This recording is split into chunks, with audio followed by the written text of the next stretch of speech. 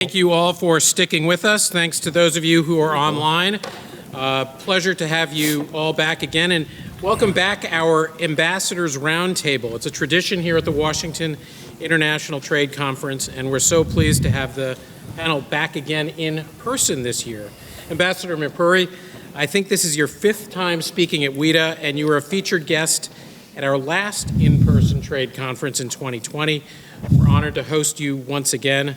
Ambassador Olofsdotter, welcome to WITA. We're delighted to host you here at our home. I was mentioning to you that we actually hosted an event at the House of Sweden when you first came in 2017, and it's a pleasure to welcome you to WITA's home here at the Reagan Building. Ambassador Tsukada, we were honored to host Ambassador Tomita Hoji at our last online conference last year. We're honored to host you in person this year. And of course, it's a distinct pleasure to welcome our discussion leader and our dear friend, Ambassador Susan Schwab, the former United States Trade Representative.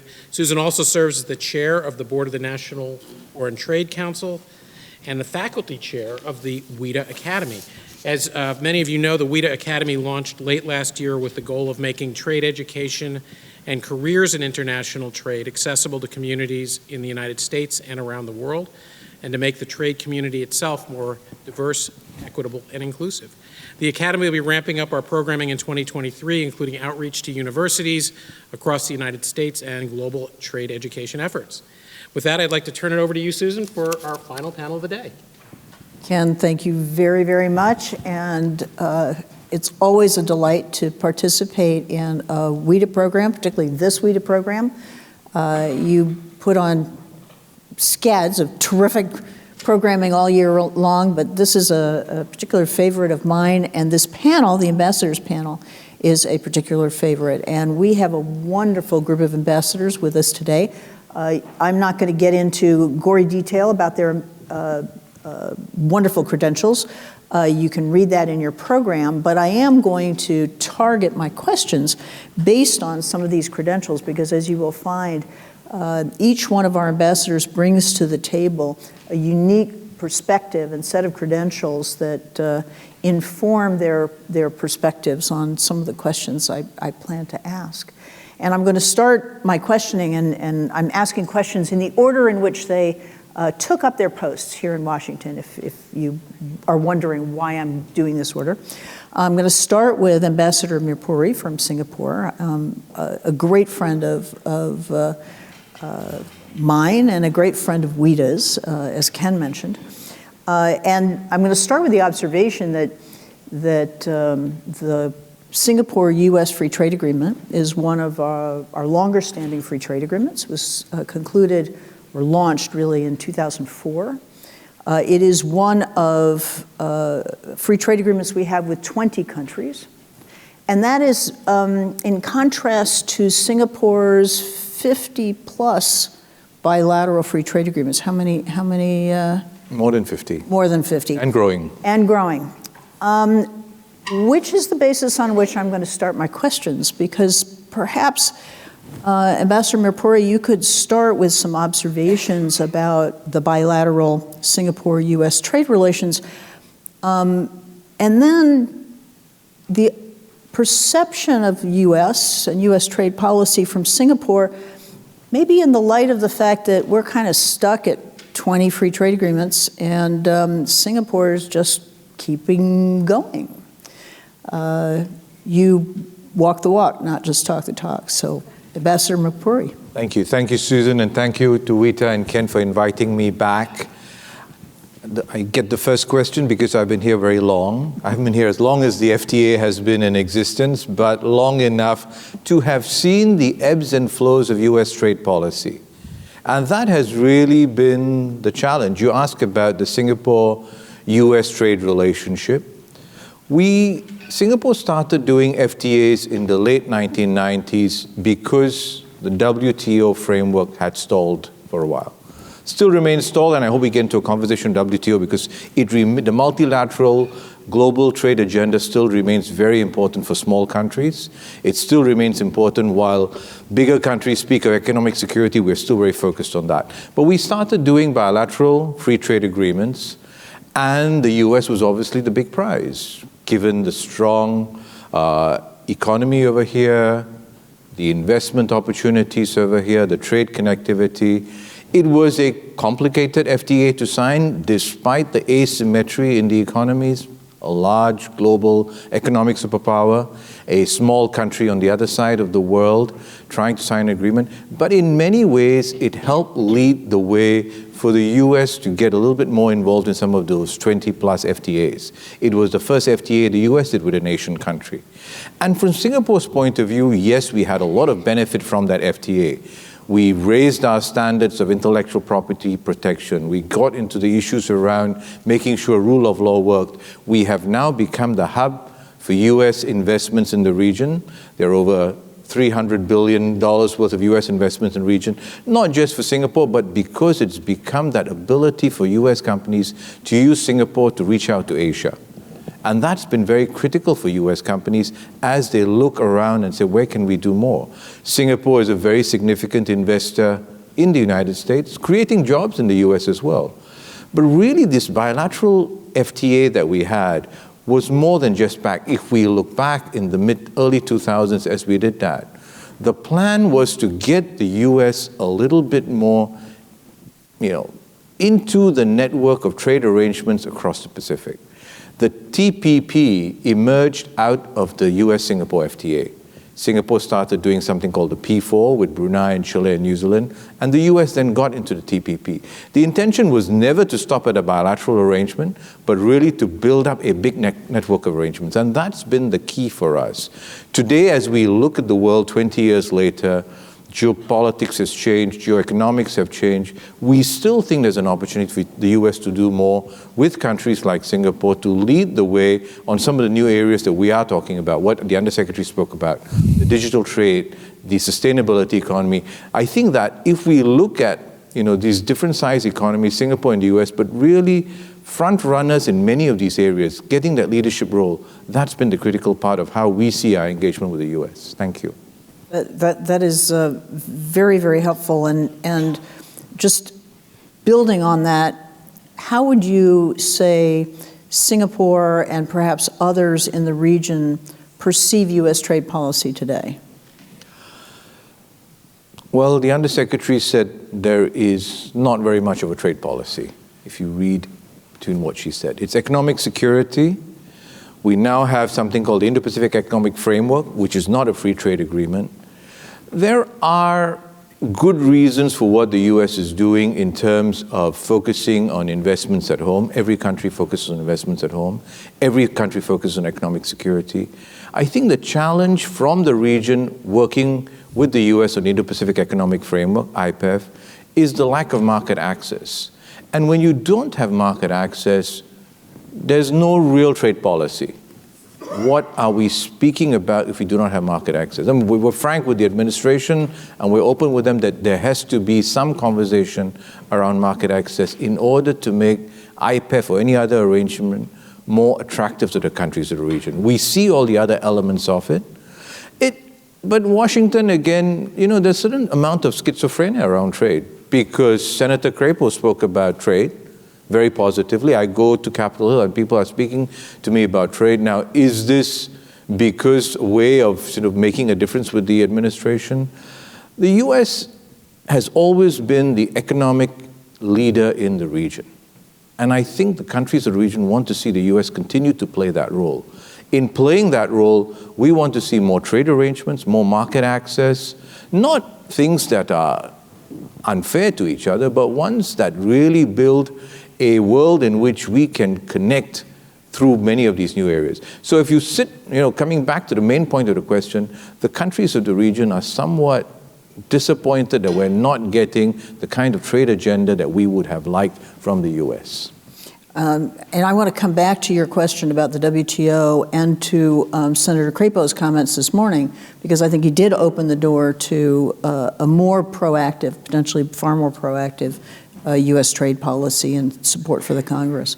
Ambassador Olofsdotter, thank you very much for being here. And looking at your bio, it was hard for me to figure out what questions to ask because your background in terms of the EU, in terms of trade, in Sweden, in terms of starting out your career in Russia, You have a wealth of knowledge that is so relevant today. I'm going to start out sort of with the obvious, and then we'll move into less obvious territory. The obvious, obviously, is your comments, your thoughts on Swedish-U.S. and EU-U.S. trade at the present moment. Be very much interested in your take on that. Well, thank you, Ambassador, and thank you so much to WITA for having me. It's great to be here on stage with these important partner countries of Sweden and, of course, the United States. So I would say that the bilateral relationship between Sweden and the U.S. is really good. Sweden is 10 million people. We are the 13th largest investor in the United States, and 10 million people brings us to like number 90 when it comes to population. So you realize the size of our economy and our business community. We are home to a lot of household names. Ericsson, H&M. Most people think H&M is German, but it's not. Securitas, the security company, actually employs 100,000 people, just that. So we employ, with our investments here, around 370,000 people in America. So that's a lot. And we heard before the Undersecretary talking about the relationship with China, which was like 700,000 jobs. So we are a force to reckon with. So you realize that the American market for us is paramount for our economy. We are roughly around 50% of our GDP is based on trade with others. So we are one of the true free trade champions of Europe. Swedish trade unions are pro-free trade because most of them go to work in industries that are dependent on trade. So for us, global value chains, keeping the economies open, free trade agreements, that's part of our DNA. So we have, of course, the last years seen a little bit more of a struggle about that, both within the European Union, but also in our relationship to the United States. So this is really, really important.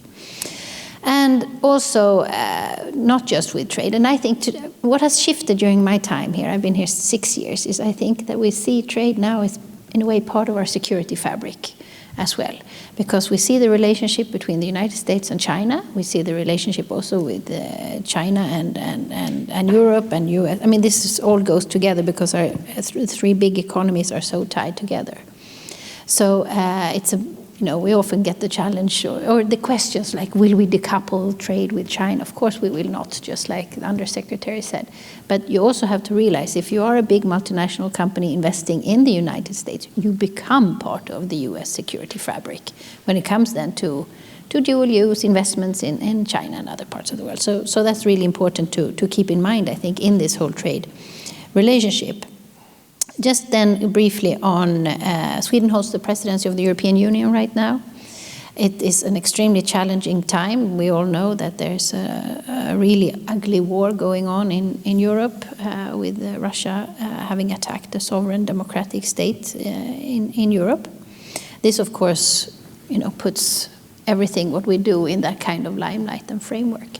So the priorities for our presidency is a more secure Europe, a greener Europe, and a more democratic Europe.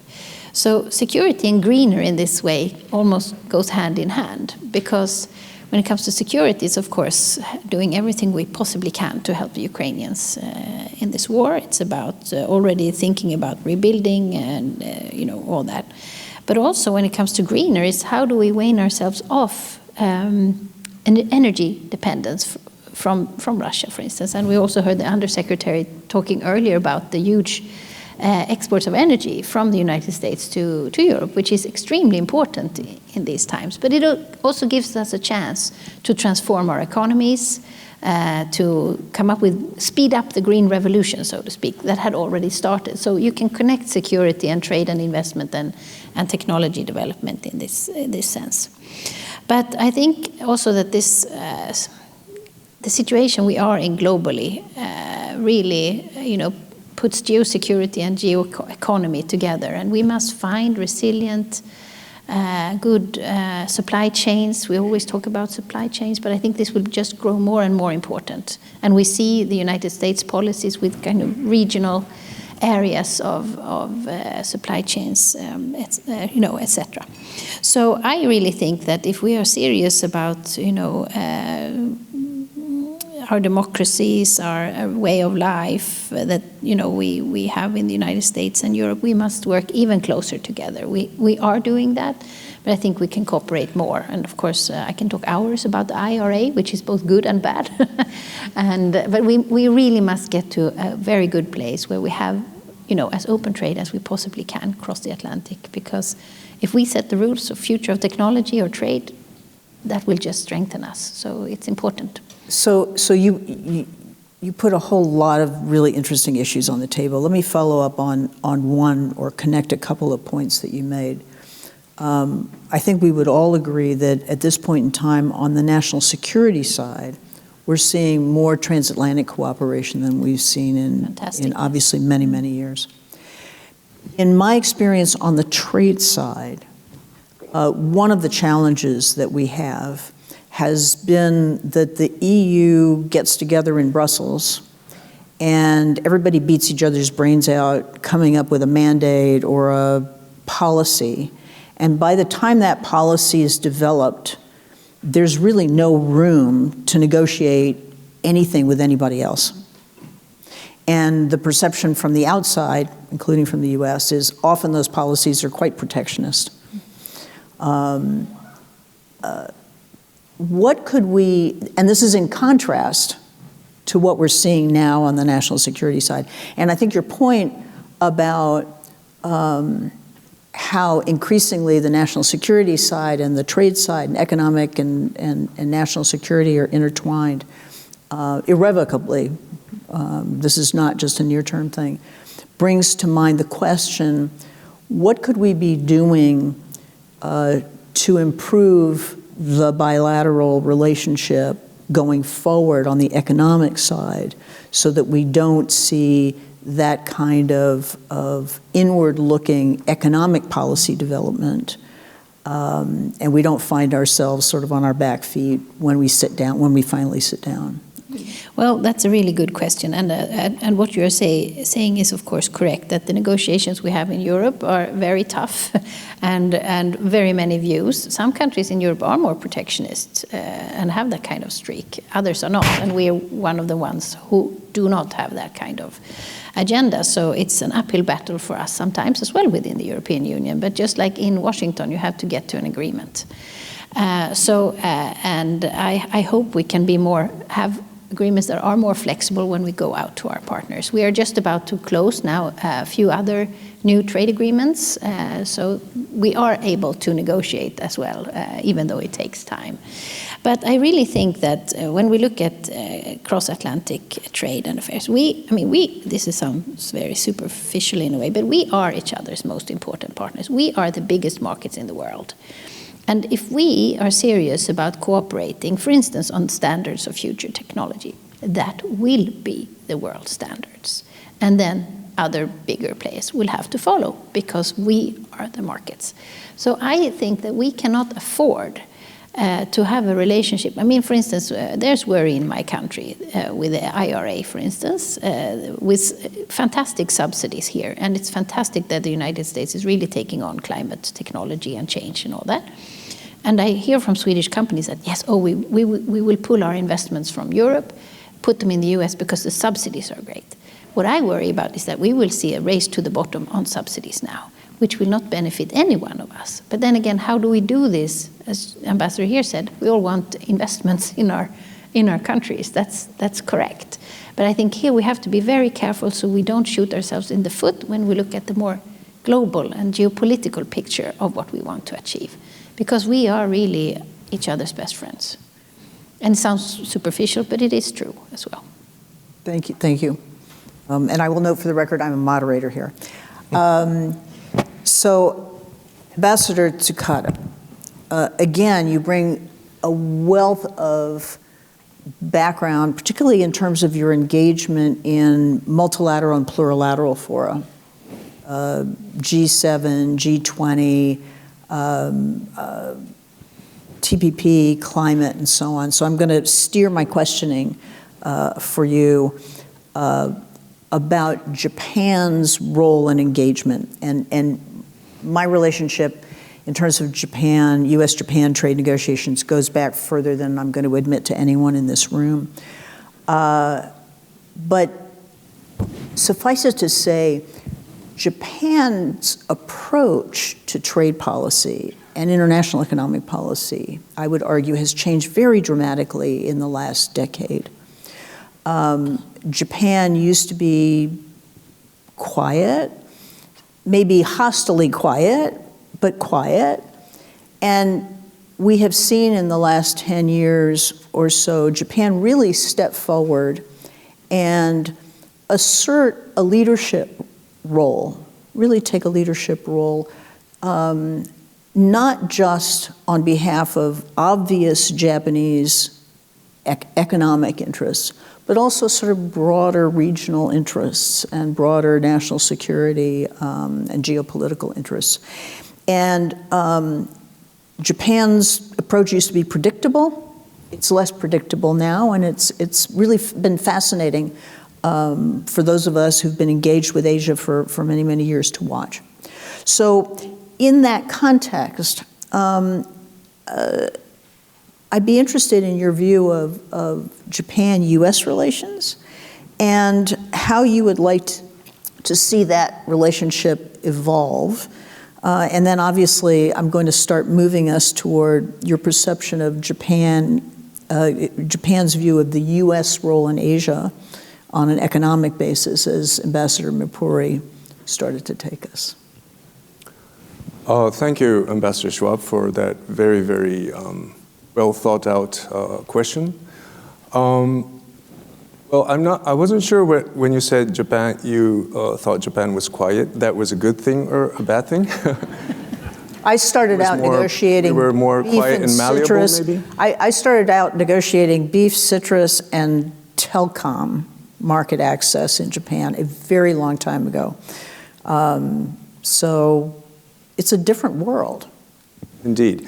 Well, anyway, jokes aside, I would like to first share with you some of my thoughts. Looking back, my career, I sort of perceive myself more of a trade guy. So in the context of international trade, when I joined the ministry in the late 1980s, it was the height of the US-Japan trade war. Well, maybe war is not the right word, trade tensions. On the one hand, it was a question of how we address the question of trade surpluses, trade deficits, this imbalance. But at the same time, it was a question of how we deal with the question of managing trade. And we weren't sure at that time also whether it was a good thing or a bad thing to manage trade. Of course, there was also the question whether it was feasible or even meaningful macroeconomically. But anyway, I thought Japan's role at that time as a young officer was to argue for the reason. And I also remember the infamous Toshiba Kokom incident in the late 80s, where Toshiba was denounced of leaking sensitive technologies to the Soviets. And I think there is a lot of lessons and experience which is very relevant to the modern context, the way we have to manage the conflict between free trade and national security interest. And fast forward in the early 2000s, there was a big debate, theoretically and politically, between the so-called multilateralist camp and the regionalists, or the free FTA promoters, or the FTA-ites. And Japan, of course, was at that time multilateralist in Geneva. But of course, gradually, the multilateralists were sidelined, and we moved to the FTA camp. And incidentally, Singapore, of course, was the first partner with whom we had the historical landmark Japan-Singapore FTA, which opened the floodgate of the dozens of FTAs which we entered into thereafter. So in hindsight, that was the watershed year for our sort of transformation into a bilateral regionalist approach in this trade world. And the culmination of that was, of course, our entry into the TPP. And I was privileged to be able to take part in the formative process of the entry negotiation of the TPP in the 2010s and 11s, that period. And I think in hindsight, during that period of our sort of deliberation of whether or not to enter into TPP, that was a period when trade policy, at least in the Japanese context, came to acquire a more foreign policy overtone, if I may. The idea that TPP is an instrument to achieve strategic objective. And that was how TPP was sold domestically, to justify the costs and burdens, which was most acutely felt by the ag sector. And this line was particularly vigorously promoted by late Prime Minister Abe. So TPP, to all intents and purposes, is a regional integration instrument, regional economic integration instrument. But in my view, it has transformed into, or it has transcended the sort of economic sort of meaning and transformed into a sort of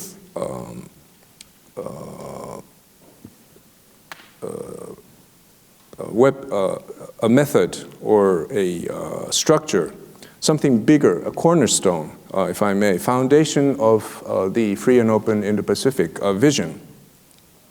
So I take it that it is Japan's role in the modern context of the TPP to promote this TPP instrument as a sort of new foundation to underpin our ideals, the vision of the free and open Indo-Pacific, and to promote this new vision of the CPTP, the vision that it has acquired or assumed in the wider U.S. Political context.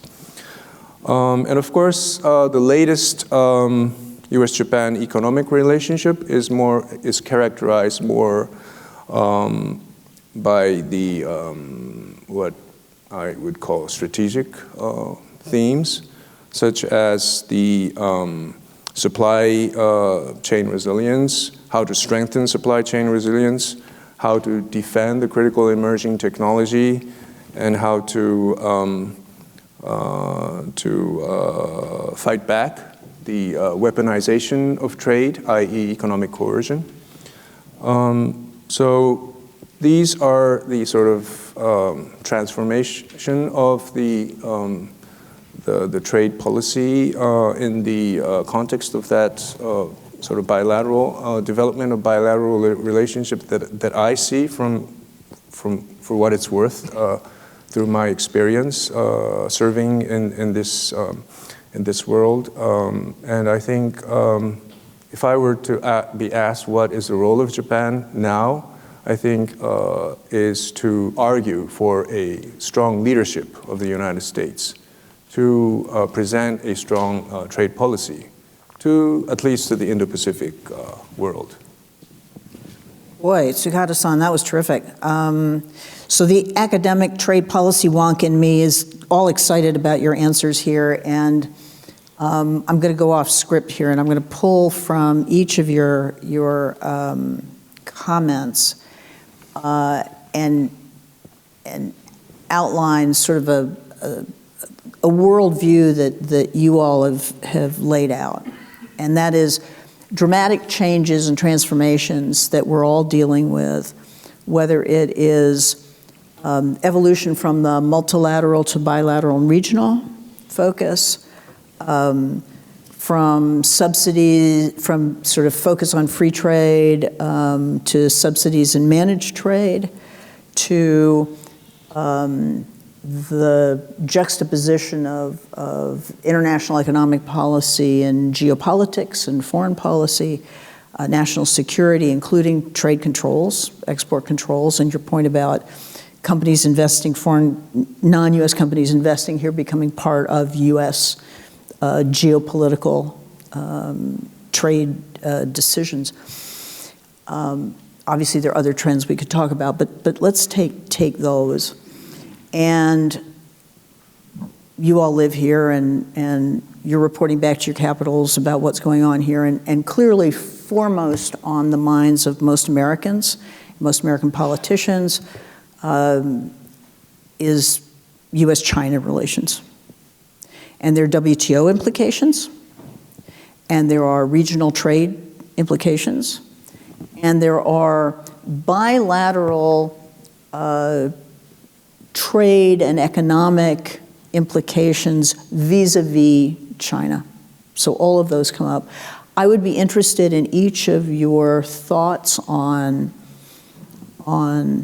how our bilateral or regional, but let's say bilateral relationships are evolving in the context of these transformations when it comes to US concerns vis-a-vis China, and if you want to speak to your own government or business community's concerns vis-a-vis China, that would be great too. Was that too convoluted, or does that make sense? We can jump in. I'll jump in. Please. You know that you tried to connect our three comments, and I think the binding line between the three of us is the important role the US plays in all of our economies and the global economy. Because without that US leadership role, Japan may not have come out of its shell, and although Singapore nudged it along, but we were sort of the starter in terms of that economic arrangement. The EU would have been fairly focused within the EU because there's enough going on over there. And in Southeast Asia and the Asia Pacific, without the US presence, we may not have had some of those elements of economic integration that we wanted to pull through the TPP. The China factor now has become a big factor. The old idea of TPP, APEC, the FT, the free trade area of the Asia Pacific, I think these are not something that are going to happen in the very near future. We wanted to bring together an economic architecture in our region that combined the US with its leadership and its innovation and entrepreneurship with the large Chinese economy as well, bringing in others in that whole sort of relationships. That is no longer a realistic option. Then the countries of particularly the Indo-Pacific or Asia-Pacific have to organize themselves a little bit differently. We've got IPEF, for whatever that is. We have the CPTPP with, again, I credit the Japanese leadership for making sure the TPP transformed into the CPTPP, and we've been able to ratify the agreement that others want to join, including the UK and China and Taiwan all want to come into that agreement. We have RCEP, whatever standard that is, because people say it's a lower standard agreement, but it sort of rationalizes work. We've got ASEAN, we've got APEC. So there's a whole noodle soup of arrangements in the region. The US is in some, the Chinese are in some. For us, being in this economic architecture that brings in everybody into this soup in some fashion, and then you've just got to organize within the reality of geopolitics today. And if US-China relations are in this fraught state, it does make it more complicated. But in a way, it depends on decisions made in Beijing and Washington. How widely and how narrowly are they going to define economic security issues?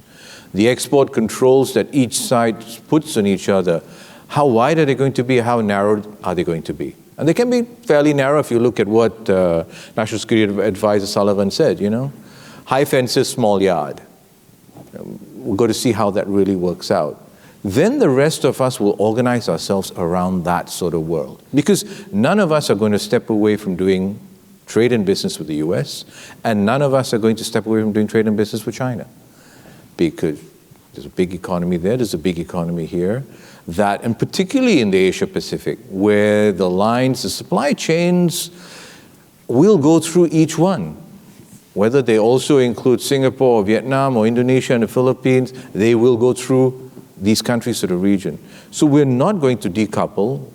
We do not see a world of decoupling happening, but we do see some separation in some of the more sensitive areas. Thank you. I can subscribe fully to what my Singaporean colleague said. No, I think you are very right in this, and of course it's hard to keep track of this noodle soup and all the arrangements, but it is important that we are all connected in this sense, because it is truly a global market, also looking at just the industrial base of Sweden.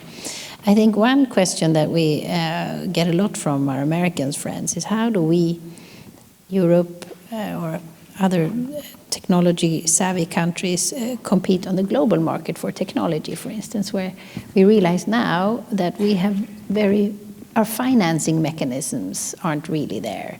So are we going to subsidize our companies going into the African market, or are we going to find other ways? Because, for instance, our Chinese friends, Huawei has covered all its fixed costs already on their home market because it's such a big market. So these are things that I think we will have to get to in the future if we are serious about security and technology and investments globally. And this is a really hard nut to crack, I think. But this is something we need to get to. So I think there's, as I said before, the more we can really work together, it is complicated, and completely understand the whole globalization debate. We have all seen it. We've lost jobs to other countries. But at least what my country has been trying to do is to realize that we won't get those kind of jobs back. We are a high-end technology-savvy country. So what we must do now is educate our population to get into those jobs. We will not ever get back the more putting components together jobs. They are lost for us. So we have to find our new market niche. And this is, of course, a transformation that's hard to make. But if you look at the northern parts of Sweden, which has been losing all the jobs and nobody wanted to basically live there, etc., it's booming now because we have a lot of energy there. So our new battery companies are up there. We are going for fossil. We have the first fossil-free steel in the world. We have a program it's called Fossil Free Sweden. It's 22 different business sectors that have come together with support from state actors as well to do roadmaps on how they would decrease their fossil footprint, which means we are going for fossil-free cement. So it drives a lot of technological developments and climate-friendlier things. And it's happening in this part that was basically desolate before.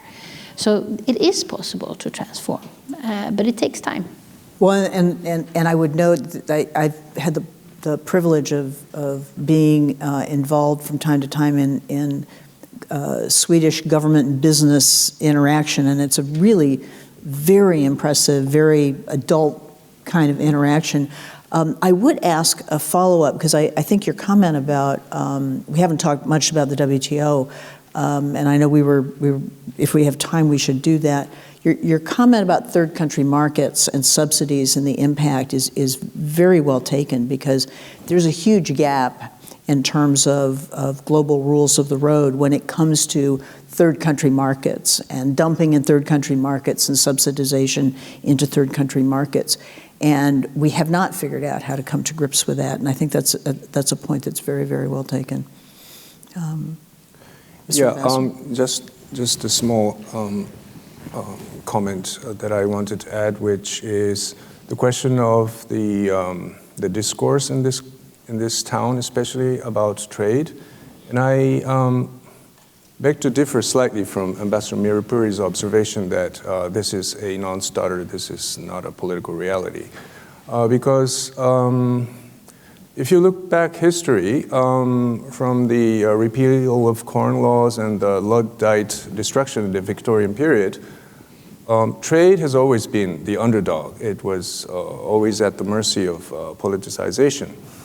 And we talk about the costs and the sacrifices and the downside of having to open up, liberalize, but at the same time, I think there is ample room for politics to to explain the positivities and the benefits at the same time. I think what is needed, what is required is the true political sort of leadership and courage. So, of course, for what it's worth, Japan, we will try to sort of argue for the case of a strong leadership that we look to coming from the United States. And we would also would like to state that if U.S. really wants to compete with China, this strategy will not be complete without a proper trade policy. So that would be the most forceful argument I would submit. And I think the trade line would definitely unite the Indo-Pacific countries to this common cause and determination to write new modern rules in this region. That's a really good, I'm not sure you're actually disagreeing with each other, but I think that's a very, very good point. And anybody who looks at polling data, survey research data, will see over the years that if U.S. politicians, Republicans and Democrats, if you get behind the crowd on trade policy, the crowd gets anti-trade. If you get in front of the crowd and you're pro-trade as a politician, the crowd follows you. And it's really quite interesting to see. Now that takes political leadership, takes political courage, but there's evidence that that happens and is doable if it's a priority. And the question is whether that intersection between economic security and national security, the broader definition of geopolitics, will bring politicians forward. Senator Crapo this morning would suggest that may in fact be the case. I am not supposed to editorialize, but you all are terrific. Any one of you could come and teach my course at the University of Maryland. Let me close because I'm looking around the room. If anybody has a burning question, raise your hand. Otherwise, I'm just going to keep rolling here. I see a burning question. Somebody can tee up the microphone, and meanwhile, I'm going to ask one question of Ambassador Olofsdotter, which is a bit of a follow-up from your earlier point. If you had to pick one or two lessons that and I shouldn't talk about the EU, but European businesses and perhaps European governments have taken away or are taking away from Russia's invasion of Ukraine, that may be applicable or they may see as applicable to China, what would that be? Or maybe... Well, that's a very difficult question because the Russian economy and the Chinese economy are, of course, completely different. Russia, if you generalize, has been a natural resource economy, and we have had huge investments there. We've had up till the war started about 400 Swedish companies. And so we have really, and it's a big market in itself, but it's of course not comparable to the Chinese market. So that's difficult to compare in the sense. But what is, of course, and has been revealed, but it was already there before, and I think the United States has been very vocal about it, that some European countries have been very dependent on energy, or a lot of countries very dependent on a single source energy, import from Russia, and how that is very vulnerable, of course. My country, we are lucky because we have 40% nuclear, 40 hydro, and renewable, so we didn't really have any. We had no dependency on it, but a lot of countries have, and it shows how vulnerable we can be, particularly when we are dealing with a country that's acting like Russia.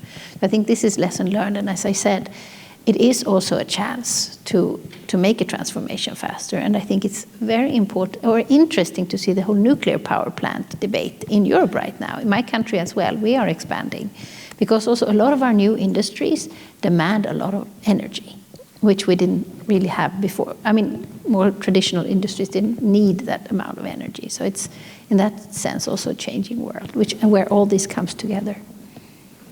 Thank you. Did you get the microphone? Thank you. Jean-François Wettin with MEDEF, fantastic roundtable. And I'm going to follow up on what the very interesting comments made by Ambassador Tsukada, because when the WTO was created, I know I was there, it was totally distinct from foreign policy. It was out of the question. Now, we are in a world where trade policy is connected or even secondary to foreign policy and national security policy.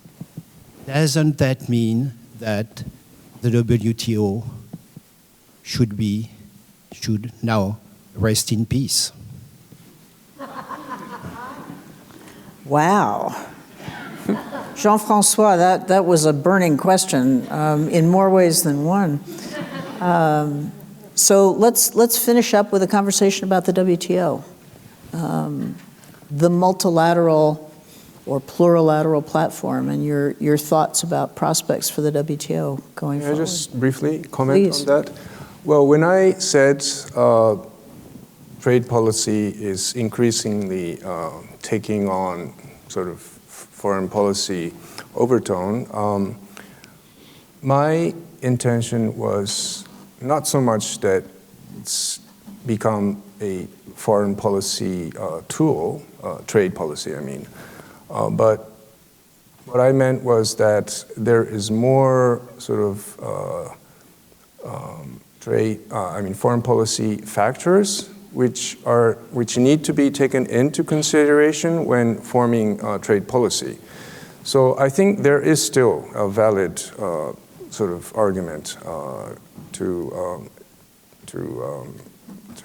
ensure that a robust, sober trade policy continues to govern discipline. Govern international transactions.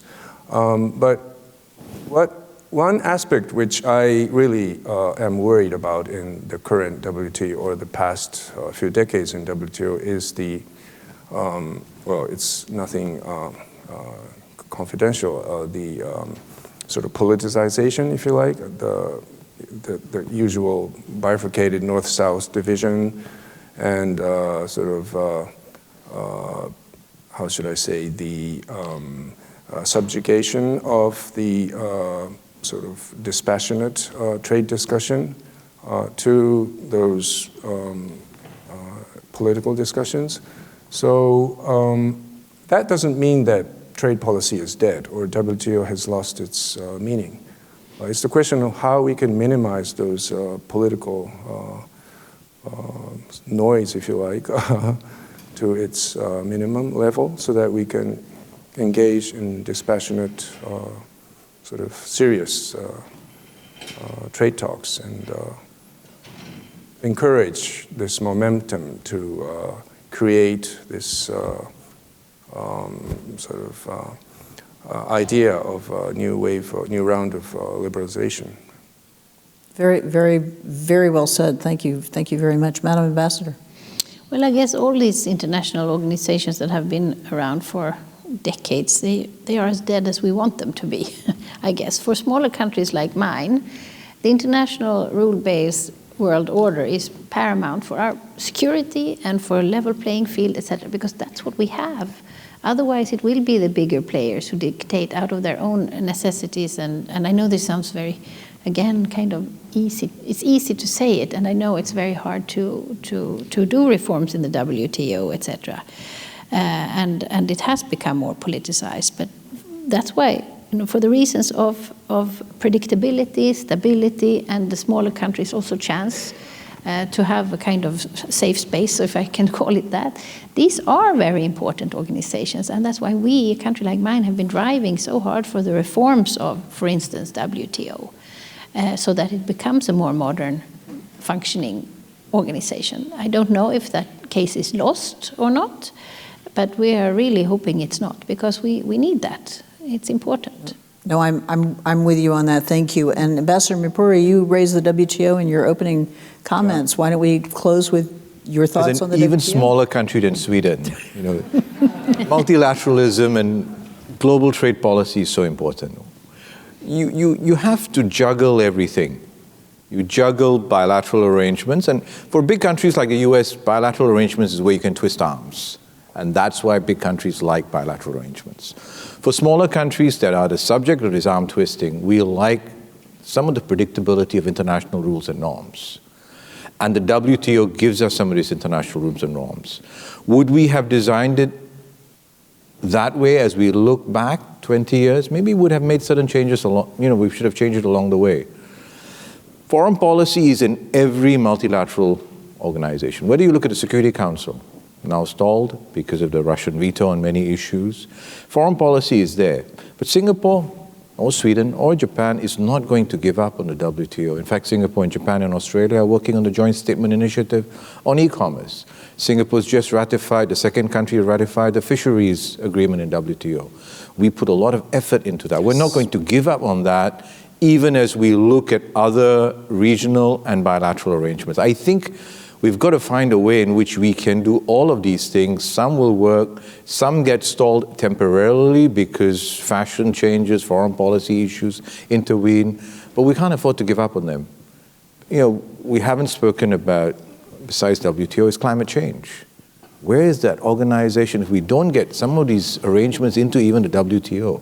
How are we going to talk about some of these areas which are so important for sustainability? We're talking about today's problems to be dealt with today. What about the future problems? And many of these will need multilateral organizations like the WTO to talk about it. So we're not giving up on it. And, we need the US to be as focused on it as the rest of us. Ladies and gentlemen, please join me in thanking this magnificent panel.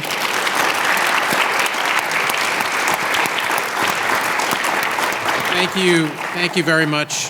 Thank you, Susan. Thank you to the ambassadors. If you'll just bear with us for 1 second. And I don't want anyone to get out of their seats. I know you can smell the lunch, but we're going to make you just sit still for 1 second. You mentioned the WTO fisheries agreement. While I was sitting here, I wrote my trade Valentine on this one. So there was a fisherman from Nantucket. His fish stock kicked the bucket, but the WTO stepped in, negotiated a fisheries agreement all in, and his crop came back to market.